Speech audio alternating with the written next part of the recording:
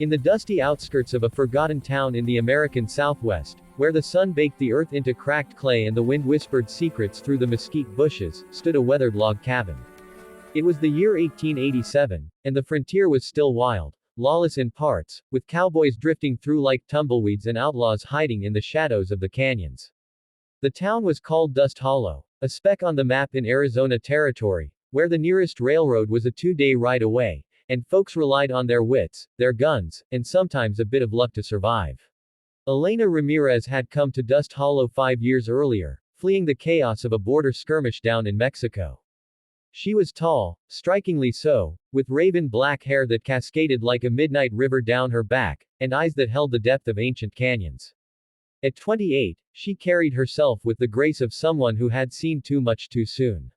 Her husband, a prospector named Tomas, had struck a vein of silver in the hills and built this cabin with his own hands before a cave-in claimed him. Left alone, Elena turned the place into a boarding house for travelers, miners, ranch hands, and the occasional drifter passing through on their way to California dreams. The cabin was simple. Thick log walls chinked with mud, a stone hearth that crackled with piñon wood in the evenings, and 2 small windows that let in the golden light of the desert sun.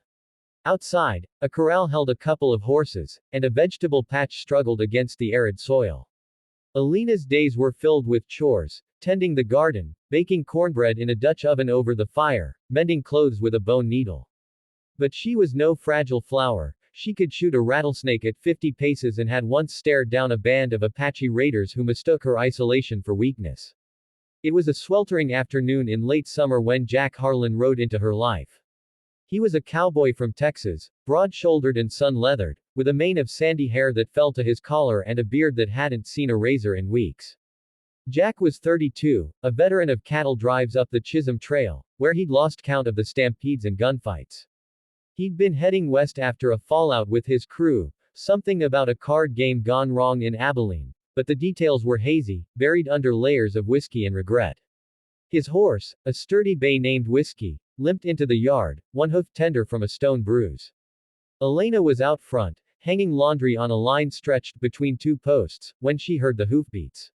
She wiped sweat from her brow with the hem of her calico dress, a simple black one with tiny white flowers, off the shoulder to beat the heat, and squinted against the glare.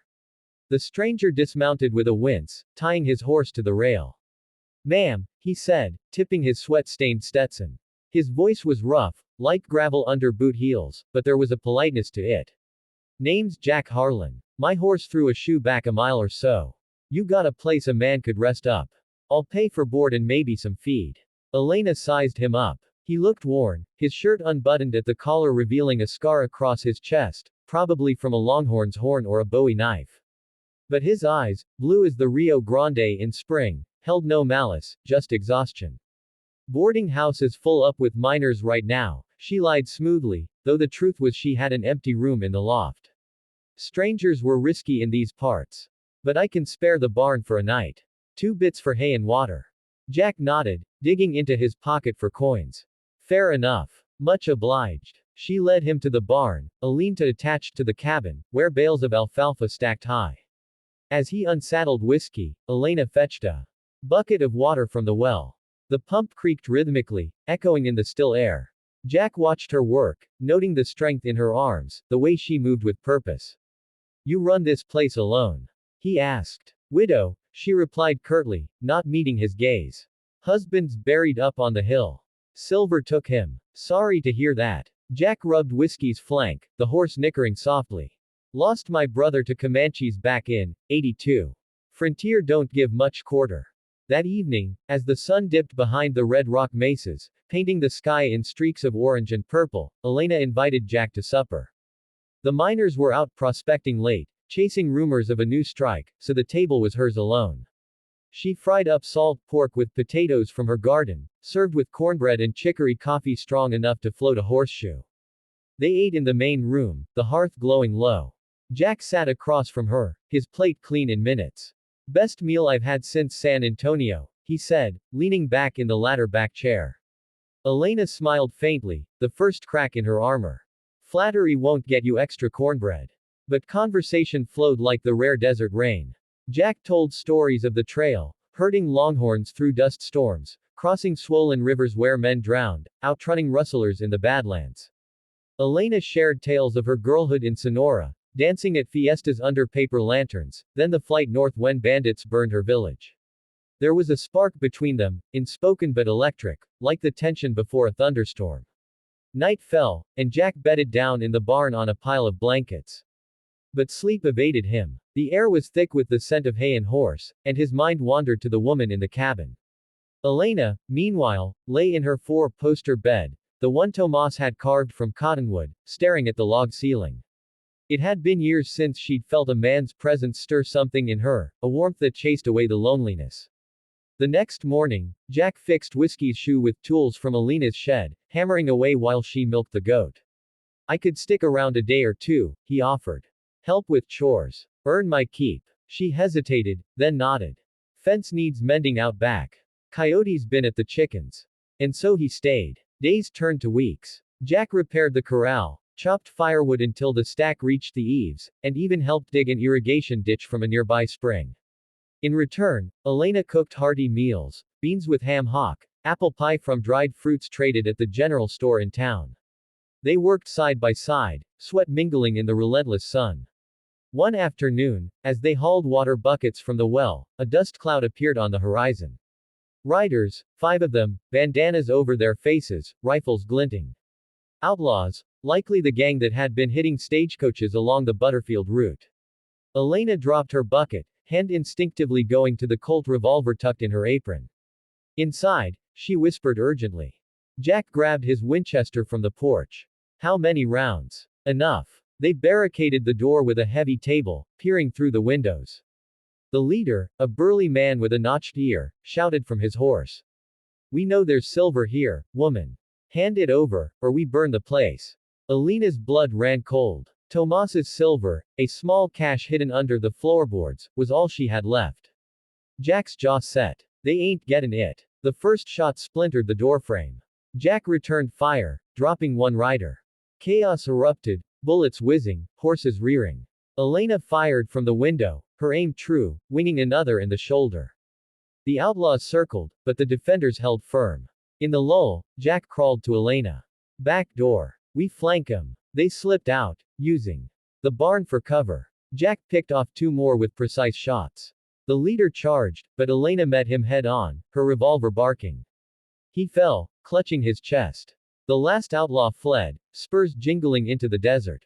Panting, they returned inside. The cabin was pocked with bullet holes, smoke lingering. Jack bandaged a graze on Elena's arm, she stitched a cut on his forehead. Their hands lingered, eyes locking. You saved my life, she murmured. We saved each other. That night, under a canopy of stars brighter than any city light, they sat on the porch. Jack pulled a harmonica from his vest, playing a mournful tune about lost loves and open ranges. Elena leaned against him, her head on his shoulder. The barriers crumbled. In the bedroom, lit by a single kerosene lamp, clothes fell away like autumn leaves. Elena's dress pooled at her feet, revealing curves honed by hard work. Jack's calloused hands traced her skin, gentle despite their roughness. She pulled him onto the bed, the mattress creaking under their weight. Her fingers tangled in his hair as she guided his face to hers, their kiss deep and hungry. He entered her slowly, their bodies moving in rhythm like a well-rehearsed dance. Whispers of Spanish and English mingled, mi amor, darlin', as passion built. The world outside faded, there was only the heat of skin, the gasp of breath, the crescendo that left them shuddering in unison. Afterward, they lay entwined, the sheet tangled around them. Stay, Elena said softly. Jack traced a finger along her collarbone.